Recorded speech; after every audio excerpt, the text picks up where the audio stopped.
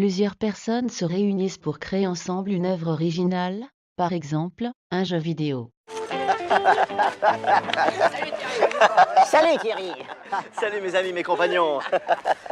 Nous sommes ici au stade de l'idée, du projet. Pour devenir une œuvre, cette idée doit se concrétiser dans la forme. Une œuvre n'existe que lorsqu'elle est perceptible par les sens.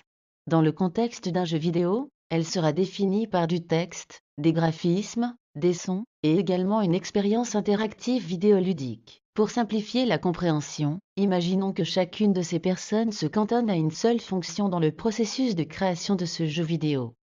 Le graphiste, le scénariste, le game designer, le compositeur et le programmeur, à partir du moment où ils ont contribué à l'existence de l'œuvre, en deviennent instantanément co-auteurs et propriétaires, même s'ils n'ont fourni qu'une ébauche dans leur domaine respectif.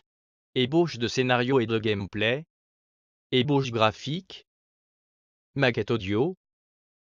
Prototype jouable. Le point crucial ici est qu'il s'agit d'une volonté commune, consciente et consentie de créer une œuvre en équipe. C'est ce qui fait toute la différence entre une œuvre de collaboration et une œuvre collective, qui n'est initiée que par une seule personne, qui produira, éditera, diffusera l'œuvre en question et qui en revendiquera seule la paternité. C'est le cas par exemple d'un employeur qui financera son propre jeu vidéo, à son unique initiative, rémunérant donc des artistes et programmeurs afin de mener à bien son projet.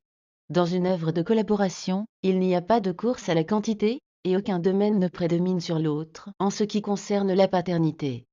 Même au stade d'ébauche, il est impossible à l'un des auteurs, peu importe la nature et la quantité de son apport, de s'approprier l'œuvre, d'en poursuivre seul le développement, de créer une œuvre similaire ou une adaptation, sans le consentement des autres co-auteurs.